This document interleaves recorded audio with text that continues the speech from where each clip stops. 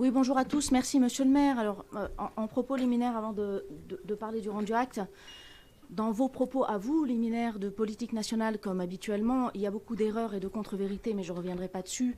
On sent que la politique nationale vous échappe, et en l'occurrence, la politique européenne et les progrès considérables qui ont eu lieu au Conseil européen depuis un mois, vous les passez sous silence. Ça en dit long sur le prisme avec lequel vous regardez les politiques nationales et européennes. Alors, je voulais dire un autre point aussi sur notre ville jumelée Rehovot en Israël. Vous faites absolument le service minimum suite à la réaction du CRIF dans le Dauphiné libéré ce week-end. Et en l'occurrence, une des propositions de cette association, c'était que la ville de Grenoble propose une délégation qui aille en Israël pour faire un petit peu l'état des choses. Et je vois que vous n'y répondez pas. Je pense que le conseil municipal devrait pouvoir répondre à cette demande du CRIF.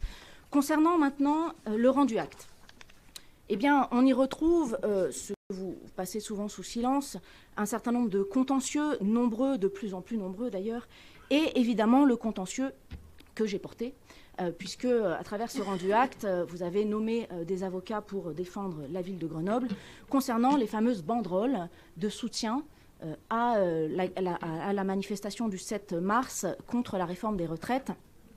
Je vous rappelle que ce contentieux est dû à votre silence absolu en réponse à mon mail du 6 mars qui vous demandait de retirer cette banderole à l'amiable face à la jurisprudence constante de 1986, 2005, 2010 et même votre propre jurisprudence de 2015 puisque Grenoble avait déjà été condamné par défaut de neutralité du service public pour votre fameuse journée sans service public en 2015, donc je le redis. Donc vous étiez parfaitement informé et vous avez recommencé, mais la justice vous a encore donné tort. C'est donc une seconde jurisprudence pour vous imposer de garder des services publics et des édifices publics neutres face à la politique nationale qui semble vous tenir plus à cœur que la politique grenobloise.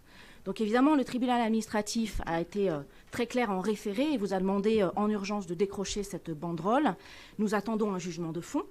J'imagine que vous défendrez votre position, nous défendrons la nôtre vis-à-vis de la neutralité des édifices publics et du service public.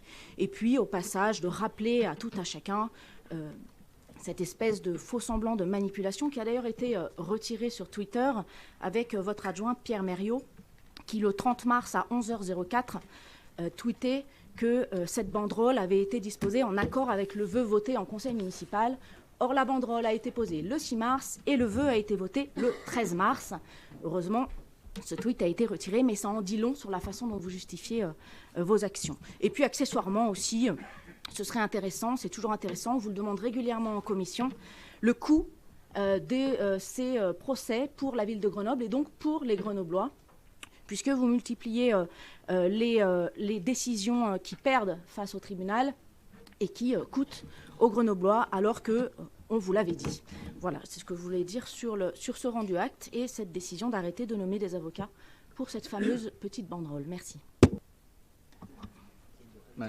Oui, merci. Enfin, en l'occurrence, c'est votre adjoint qui parle de fond. Moi, je n'avais que soulevé la procédure. Donc, voilà, puisque, en l'occurrence, cette procédure, c'est pas d'être pour ou contre la réforme des retraites, c'est de savoir si un édifice public peut donner un avis sur une politique nationale. Mais M. Mériot ayant donné son avis, je vais me permettre d'y répondre, vous l'imaginez bien, qu'en réalité, sur le fond, en tant que collectivité, et pour en avoir géré une pendant des années, j'étais DGS d'une commune, je vous le rappelle, en fait, c'est votre responsabilité de manager qui est engagé, c'est votre capacité à faire de la gestion prévisionnelle des emplois et des carrières. Et quand on voit au dernier CA du CCAS qui a été exemplaire dans la présentation qui a été faite des services RH, et je l'ai précisé aux membres du conseil d'administration et à son président ou son vice-président, en l'occurrence, écoutez un peu plus au service et faites un peu plus de management. Et je pense que les fins de carrière se passeront beaucoup mieux parce que les chiffres que vous annoncez ne sont pas les mêmes dans toutes les collectivités. Et enfin, un dernier point, forcément je rebondis, monsieur le maire, parce que selon vous, dans le conflit israélo-palestinien, tout va bien à Grenoble et vous êtes d'une parité et d'une équité exemplaire. Pardonnez-moi, je vous rappelle qu'il y a le mois palestinien de la Palestine qui arrive à Grenoble. Je n'ai jamais vu le mois israélien. Et deuxièmement, je vous rappelle aussi qu'au sein de votre majorité, il y a des partis qui, à l'Assemblée nationale, ont voté la résolution communiste à l'Assemblée nationale condamnant le régime d'apartheid d'Israël. Donc ne venez pas nous raconter d'histoires comme quoi vous êtes d'une équité impartiale. Merci.